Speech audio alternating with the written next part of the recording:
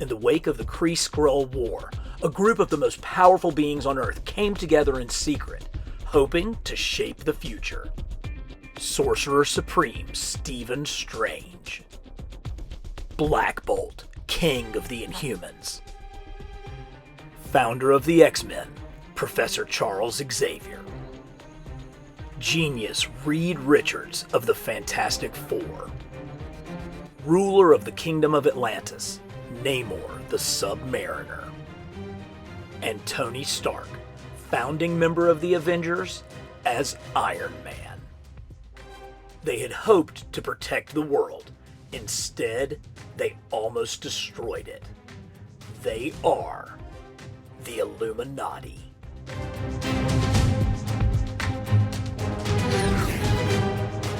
Hey y'all, welcome back to Carbon Scoring, the best place for comics history and action figures. We are diving into Marvel's Illuminati, the secret society that sprang from the mind of Brian Michael Bendis during his New Avengers run. Bendis was at the height of his creative powers at this time, and along with co-writer Brian Reed and artist Jimmy Chung, he crafted a tale that wove threads through some of the biggest storylines in the history of the Marvel Universe. From Civil War to Secret Invasion to World War Hulk, the Illuminati were the ones behind the scenes, pulling all of the strings.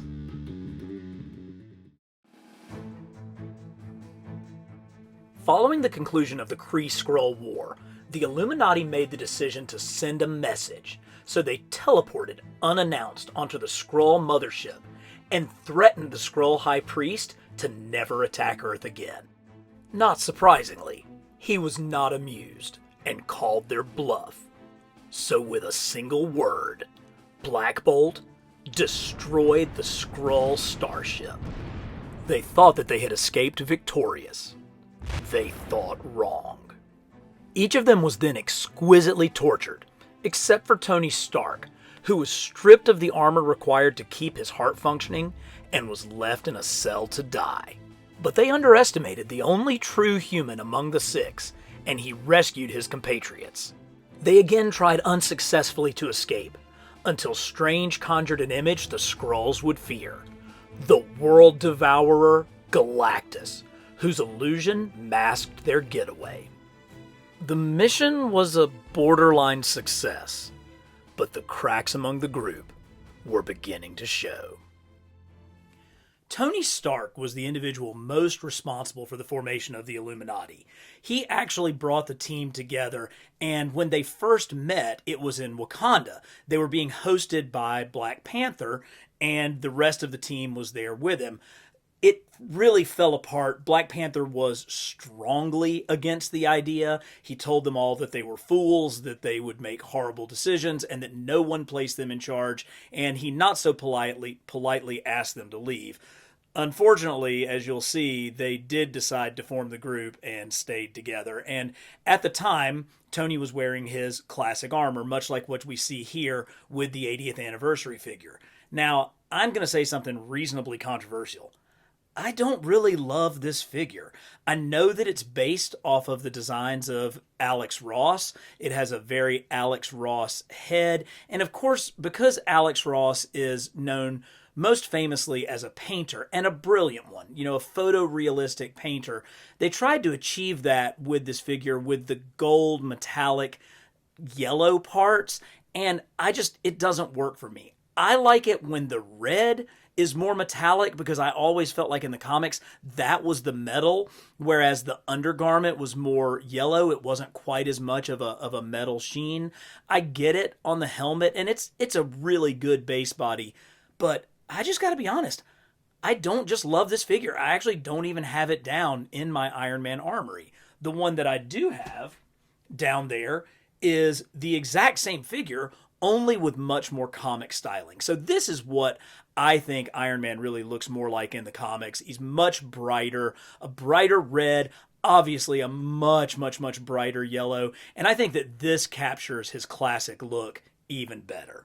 But one of the cool things about the Illuminati book was that it took place over a period of time. And so we got to see several of Tony's different armors throughout the series. And one of the ones that we saw is one of my personal favorite armors, the Neo Classic armor. Oh, I just love this. Now, I'm partial to it because this was a time when I was reading the books and I thought that the stories were really, really great. It was being written by, the armor comes apart. It was being written by David Michelini with art by Butch Geis and Bob Layton, and they just crushed it. And this figure that was on the retro card back captures it perfectly. He's got the huge gauntlets, the huge boots. I love the cutouts where you can see the gold underneath. It's like it's called. It's a neoclassical armor. It's still very much the red and gold of Iron Man, but it's its own thing, and I just absolutely love it. But this was not the first version of this armor that we got in toy form. No. Back in the early 90s, Toy Biz's first Iron Man figure actually featured this exact same armor. Look, there's the big boots with the cutout.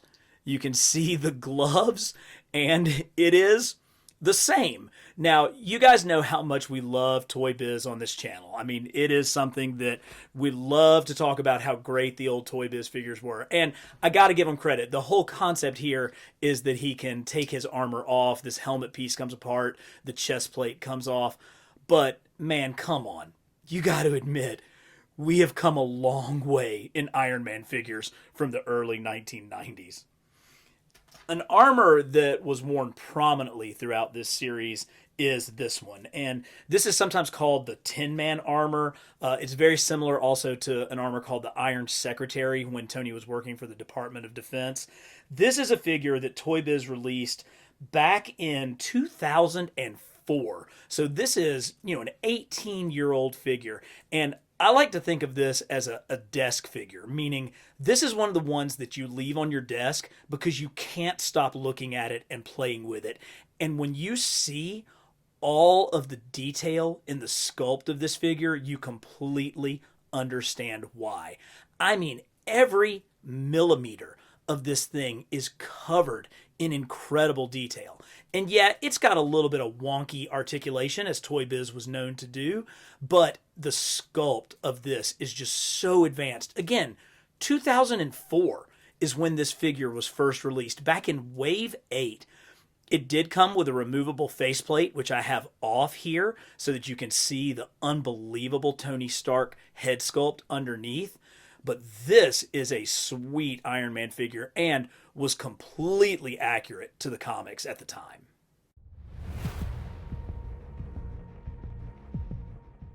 The Mad Titan Thanos, wielding an infinity gauntlet of incalculable power, attempted to kill half the living beings in the universe. He was narrowly defeated, but now, Reed Richards has come into possession of an Infinity Stone.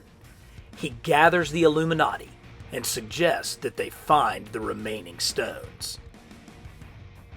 It doesn't go well. Like, at all. Desperate, Richards uses the gauntlet to avert disaster and is immediately tempted by the all-encompassing power. That is until the Watcher once again breaks his oath of non-interference and intervenes. They decide to each take a single gem and hide it from the rest. As the Watcher leaves, he tells Reed he is grateful that he was strong enough of mind not to give in to the Gauntlet's temptations. But Reed Richards' guilt is clear, as is the implication that Xavier was in Richards' mind. The Illuminati are splintering. I'm on record that Spider-Man is my favorite hero, but my favorite comic run of all time is probably John Byrne's time on the Fantastic Four in the 1980s. And look at this awesome Toy Biz animated Mr. Fantastic from the 1990s. This is based off of his look from the briefly run Fantastic Four cartoon. Toy Biz did give us, kind of 5 points of articulation with this, but what makes this figure so awesome? Check it out. He's got the stretch Armstrong arms. They've really struggled to figure out how to properly utilize Mr. Fantastic's power in action figure form, but I think this is one of the better jobs that they did with it. Of course, he's wearing the John Byrne costume with the white against the darker background, that was when the Fantastic Four were in the negative zone during his run and their costumes were inverted. But the original costumes looked like this. This is how Jack Kirby originally designed the Fantastic Four all the way back in FF, actually number 3. They didn't have costumes in the first couple of issues. It was either the 3rd or 4th issue that they finally submitted to fans' request and put them in costumes. And Kirby put them just in simple jumpsuits, but it worked so well. Now this is an old figure. This is from Marvel Legends Wave 5 all the way back in 2003. I was so excited when they announced that they were doing Mr. Fantastic. He's always been my favorite of the Fantastic Four, mainly because of the way that John Byrne wrote him. Oh, and I was just so disappointed when this figure came out. I don't know what's going on with this head sculpt. They try to get a little bit of the gray at the temples, but they don't really get it. He is long and lean and kind of gangly looking, but I don't know that that's on purpose. I think it's just the fault of this sculpt. These are very, very early attempts at butterfly shoulders, and honestly, they just don't work very well. He's got these huge globs for deltoids up here, and it's just not exactly what we wanted. But thankfully, that has been fixed, because the Walgreens exclusive classic suit Reed Richards is just about perfection. You know, they gave us 2 different stretchy arms, and I love that they have the bendy wire in here so that we're able to get that into some poses. But you can also leave the regular arms on if you want more of a static display. Plus, this guy came with the ultimate nullifier, which was fantastic. It's a reasonably generic Reed Richards head sculpt, but it's perfect. It just really, really works well. And thankfully, Hasbro replicated that in a recent, their Fantastic Four retro cardback line, giving us this exact same figure, but in the John Byrne costume. So very pleased that they were able to do that and give us both versions of my favorite member of the Fantastic Four. But when it comes to the most fully realized version of Reed Richards, you've got to go back to 2007, the early days of Hasbro taking over the Marvel Legends line and the Ronin Build-A-Figure wave for this Reed Richards figure. Now, they hadn't quite figured out paint shading at that point. These figures have a little bit bland faces. They're a little flat because they just don't have the kind of paint wash that they needed. But look at how committed this figure is to achieving Reed Richards' signature stretchy look. This has the wire bendies in there as well. So it's a little hard because this figure is, 15 years old. He doesn't want to bend quite as well as maybe he used to. But even at this torso bend flexes as well. Ooh, this thing is so good. They have never been able to create a Mr. Fantastic as good as this one. The Marvel Superhero Secret Wars was the first and arguably the best Marvel crossover event. Heroes and villains from across the Marvel Universe were brought together in combat, where a voice from beyond promised their every desire to the victors. However, only 2 of our Illuminati were present on Battleworld, Reed Richards and Charles Xavier, who during the contest reached into the mind of the Beyonder and discovered an unusual truth. The Beyonder is an Inhuman. Armed with this new information, the Illuminati board their stolen Skrull ship. Well, except for Tony, who was dealing with things during this time, and head off in search of the Beyonder. They discover an exact replica of Manhattan in the midst of the asteroid belt, and come face to face with the Beyonder himself. But when this cosmic-powered being sees his rightful king, he bows down in respect and servitude. Through Namor, Black Bolt demands that he leave this universe, as his power without wisdom poses too great a threat. The Beyonder acquiesces, does as he is instructed, and fades into nothingness. For a little while at least. For a character who can be described as B-list at best, Black Bolt certainly has an interesting action figure history, beginning with this 90s animated figure from the Fantastic Four cartoon. This thing is so Jack Kirby, it hurts. I mean, he's got this great zigzaggy pattern. He has the pitchfork up on top of his forehead. And of course, he has the defining characteristic of his outfit, the wing flaps underneath. And you can see here they went with like a kind of a vinyl-y soft goods way of doing this. And we'll see how they did different designs to achieve this look throughout his action figure run. But hey, if you're going to start with a great action figure, Black Bolt is a good start. But it would be a while before we got another Black Bolt figure. This one came out in 2009, in the very earliest days of Hasbro's run with Marvel Legends. And it has some of the features from that time. It has those weird ball-jointed knees that they were using at the time.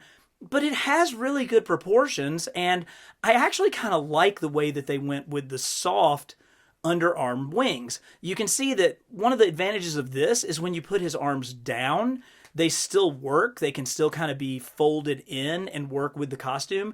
And this is a pretty classic looking Black Bolt. He's got a great base frame that he's on. I think they used the same frame for Daredevil, but this one came out in the Nemesis wave that was a Walmart exclusive back in 2009. And it would be 5 more years before we saw another Black Bolt figure, and that was this one that came in the 2014 San Diego Comic-Con exclusive Thanos Imperative set. Now here we have an even better design and paint application for Black Bolt. He has his classic black costume, but they went with firmer plastic for the wings. And when his arms are up, it looks phenomenal. I mean, it really keeps the sculpt and the line of the character on target. The problem is when you put them down, they kind of fly out here. They look kind of silly, almost like, crazy wings in the back. So it's very much made to be in this sort of a position, but it doesn't really allow us to have a lot of differences with that.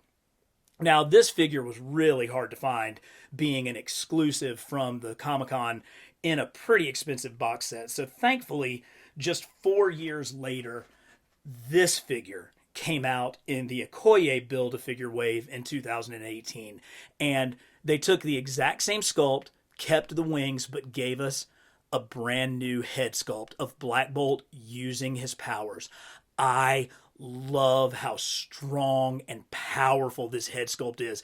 It actually has a 3-dimensional representation of Kirby Crackle coming off of the pitchfork. His eyes are whited out, and that disruptive power is just ripping out of his vocal cords. This is one of Hasbro Marvel Legends' best head sculpts, and I think it's just an absolutely fantastic figure from 2018.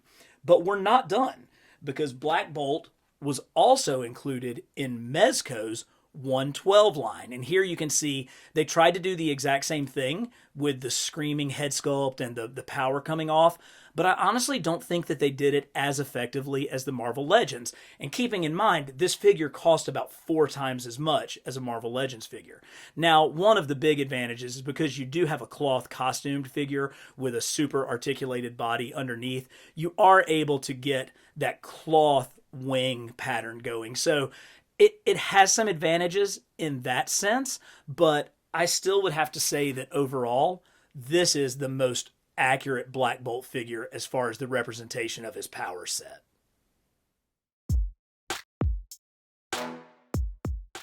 Issue 4 showcased one of Brian Michael Bendis' greatest strengths as a writer, his ability to get to the core of what makes these characters tick. He dedicates the first 4 pages to the most powerful men on Earth just sitting around talking about their girl problems. It gets particularly interesting as Reed and Namor go back and forth over Sue Richards. These are the moments that combine humor with deep understanding of the characters that make me love comics. But there was a threat to deal with. Kree soldier Norvar has declared war on Earth. Stark suggests that Xavier wipe Norvar's mind. The professor forcibly declines, then explains why, on multiple levels, that is a line he will not cross. So instead, they let Namor talk to him. Turns out, The Submariner is quite persuasive. In the end, they send the young Kree down a better path that remains true to his heritage. Ah, Prince Namor, the Submariner, here he is in all of his green swim trunk glory from the 90s Fantastic Four animated series. If you haven't figured it out already, that FF animated line of toys was fantastic. There are still several figures that were produced in that line that we haven't gotten in 6-inch scale yet, including Firelord and Atuma and several members of the Inhumans royal family. Now, this Namor is really good. He's got his little tiny ankle wings there, and of course he's got his little green swim trunks, but I would argue this is the most 90s action figure ever. How can that be? He doesn't have a bunch of pouches. He's not carrying like a giant gun. It's because of the ponytail. Eat your heart out, Steven Seagal. You cannot match the 90s style that Namor is rocking in this figure. Oh, so good. Now, Namor is one of the earliest Marvel heroes, dating all the way back to the 1930s, and as such, he certainly fit in as a Marvel legend. And this figure actually appeared in the second wave of Toy Biz's Marvel Legends figures all the way back in 2002. At the time, Toy Biz also had the rights to do some wrestling figures, and they kind of kit bashed this one together from some of the pre-sculpted parts of other wrestling figures. And because of that, he's a little out of scale with the other Marvel Legends. Those wrestling figures were a little bit bigger, and so this Namor doesn't really fit in quite as well. And that was a real shame because it's such a good figure. That is such an amazing Namor head sculpt with his pointy ears and his classic 1970s costume. It would be quite a while before we got another Submariner. In fact, it didn't happen until Hasbro picked up the line and included him in their 2007 Ronin Build-A-Figure wave. Now, we've beat Hasbro up pretty good for the failings of some of their earliest figures, and man, this is definitely one of them. They just did not know how to get the paint wash right on these figures. It's all kind of muddy yellow and brown instead of whatever it's supposed to be. The one thing about this figure is I would argue that it actually really looks like a first appearance Submariner. It has Bill Everett's art style to it. And because of that, I tend to use this guy in a display with the World War II Captain America and the World War II Bucky Barnes and an old Human Torch figure to create like an Invaders display, because just the style of this figure, it just looks old, and he tends to fit in better with those guys anyway. Now, we did get another really, really great Namor as a Walgreens exclusive in 2016. And this is his more modern look. I love the detail that they put into this figure. The incredible metallic blue scale that's on his costume, the tiny little anchor on his belt. They got the wings right down at his ankles. And this head sculpt has so much action to it. His hair is like swooping back, and he's got this curl coming down. It's like he was either, just swimming or just flying, and they just completely crushed this. And for a store exclusive to look this good, I think is really, really remarkable. But we still needed that classic Namor, and we finally got it in the 2018 Okoye Build-A-Figure wave. This is the one that we've all been waiting for. Here's those tiny little fish scale green trunks. He's got his pointy ears. He has a much calmer head sculpt, a much calmer hair application than what we saw on the more modern Namor, but it's still clearly the Submariner with this head. Another great example of the wings being kind of the right size on here. Basically, this is the last classic Namor figure you will ever need. And since we were just talking about Marvel Boy, Norvar did actually make his way into the Marvel Legends line in his Protector costume from his time on the Avengers. So he did kind of finally get an action figure. This looks almost more like a generic Power Rangers kind of figure, more so than it does a true Marvel Legends or a character from the Marvel Universe. And because he just doesn't really fit in anywhere, he tends to find his way in the bottom of my boxes and not out on display. By this time, the Illuminati have really, really screwed things up. They unilaterally decided to exile their friend, Bruce Banner, the Incredible Hulk, into space, which resulted in World War Hulk. Then, to make matters worse, Stark comes to the group in support of the Superhero Registration Act. Half were in favor, half were opposed. Without a word, Black Bolt signaled the end, leaving Tony Stark to contemplate a future civil war that would see heroes battle heroes, ending with the death of Captain America. But fate was not finished with the Illuminati just yet. Their original sin would come back to haunt them. The assassin Elektra, leader of the clan of ninjas known as the Hand, is revealed to be a Skrull, undetected, moving among us, infiltrating our world. As the heroes are arguing about a possible secret invasion by the Skrulls, Black Bolt speaks, revealing himself to be a Skrull imposter. And he wasn't alone, as Skrulls impersonating other heroes joined the fray. And while our heroes managed to emerge victorious, the damage was done. All trust was broken. And without trust, the bonds of the Illuminati were forever shattered. Professor X hasn't had a lot of action figures, but boy, the ones that he has had have been perfect. Like this one in his hover chair from the X-Men animated line. Oh, this thing is so nice. It's got the cool opening up computer pad over on that side and another one on this side. He doesn't really come out and he doesn't have sculpted legs, but who needs them when you've got like a flying hover chair that was designed by Jim Lee? That's so sweet.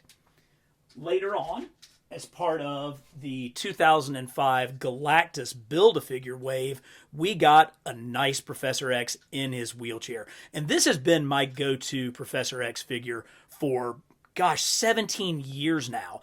The wheelchair has the great X logo on the wheels. It's still really functional. And this figure of Charles Xavier, that head sculpt, really captures my vision of his look in the comics. But that's not all. We also, in 2019, got an updated hover chair version. And this one actually may be even better. I think the head sculpt really works. He's a little bit wider across his brow, which I think looks good. It is a fully sculpted figure. You can take him out of here for the, occasions when Professor X regains his ability to walk. The hover chair itself is so nicely detailed, and in kind of a throwback to the old Toy Biz animated figure, you can slide these panels out and have computers for him. So it's a brief history for Professor X's action figures, but a really, really good one. Secret Invasion was a storyline that was literally years in the making. It was kind of the culmination of Brian Michael Bendis' time at Marvel. And because of that, we actually got a couple of figures that were directly from that storyline, specifically the Skrull Elektra figure. She came in a 2-pack with Ronin, and there was also a regular Elektra version in this, but I really love that, ribbed chin Skrull version of the figure that, when she was discovered, set off the entire conspiracy of the Secret Invasion. Now, this Skrull Giant Man actually wasn't a Marvel Legends figure. He's 12 inches tall, but he was in the Marvel Universe line, the line of 3 3/4 inch figures, and he came in a 2-pack, a deluxe pack with the Bucky Cap figure from that line. But because he's so tall, I think he still works really well with Marvel Legends. So much detail, so much original tooling and sculpting going into this Skrull Giant Man figure. You might be wondering why we didn't feature any action figures of Doctor Strange in this video. Don't worry, he has his own comic and action figure retrospective video coming with the release of Multiverse of Madness. But in the meantime, click like and hit subscribe so that you can stay up to date with all the good stuff coming from Carbon Scoring.